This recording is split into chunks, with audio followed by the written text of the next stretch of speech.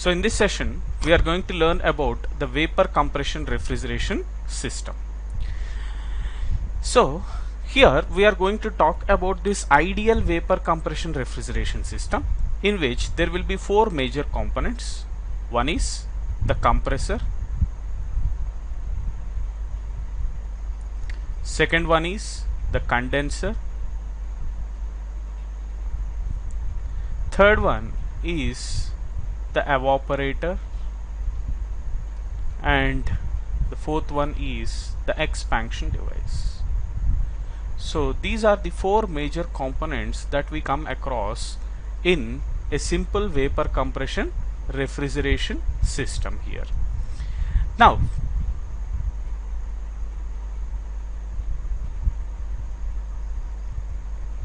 let me draw the diagram of this vapor compression refrigeration system.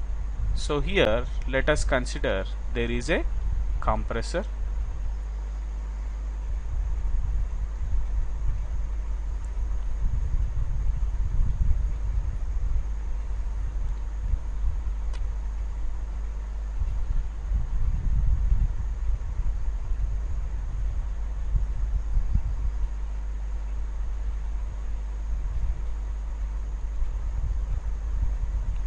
so this compressor is connected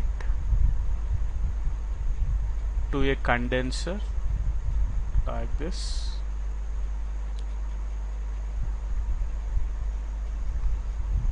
Now from this condenser there will be an expansion device here,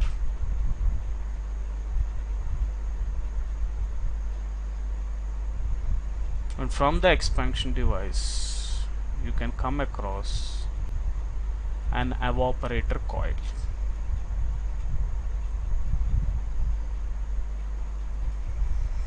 This evaporator is again connected to the compressor here.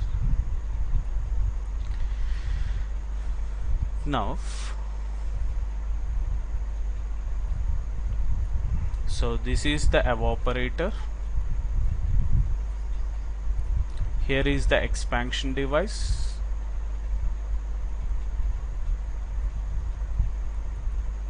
this is the condenser, and here is the compressor. Now within the evaporator we will keep the products that are to be cooled. Now the refrigerant enters into the evaporator at a low pressure, lower temperature,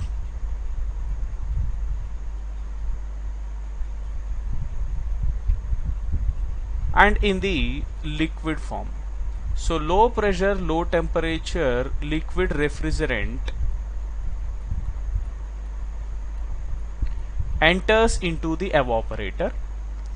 So in the evaporator, this low pressure, low temperature liquid refrigerant absorbs heat from the products that are to be cooled, and as a result of that there will be a phase change taking place at constant pressure. So here the pressure remains constant, and as the liquid refrigerant absorbs heat from the products that are to be cooled, this liquid refrigerant gets vaporized, and as a result of that, at the same pressure, lower pressure,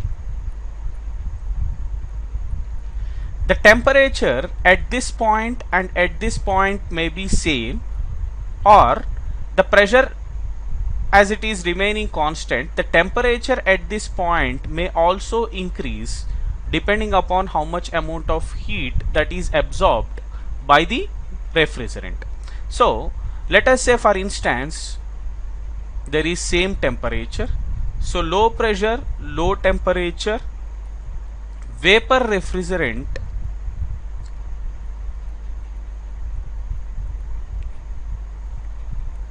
comes out from the evaporator and enters into the compressor. Now in the compressor isentropic compression takes place, so the compression is assumed to be isentropic, and As a result of that isentropic compression in the compressor, the pressure increases, and at the same time temperature also increases. So this high pressure, high temperature vapor refrigerant comes out of the compressor and enters into the condenser. So in the condenser, this high pressure, high temperature vapor refrigerant rejects heat to the atmosphere at constant pressure. So in the condenser also the pressure remains constant and heat will be rejected to the surrounding atmosphere. As a result of that, at the same pressure, phase change takes place from vapor state to the liquid state. So high pressure, high temperature. So the temperature may be changed, may be same, or it may reduce below this saturation temperature. So high pressure, high temperature liquid refrigerant comes out from the condenser. Now this high pressure, high temperature liquid refrigerant enters into the expansion device. In the expansion device, throttling expansion takes place. That means enthalpy remains constant during expansion, and as a result of this throttling expansion, we are going to get low pressure, low temperature liquid refrigerant from the expansion device. Now the cycle repeats like this. Now let me consider the condition at which the refrigerant is entering the compressor as 0.1 and leaving the compressor as 0.2 and leaving the condenser as 0.3 and entering the evaporator as condition 4. Now see, the temperature at T1 may be greater than or equal to T4, and at the same time T3 may be less than or equal to T2. Now here, if we apply steady flow energy equation,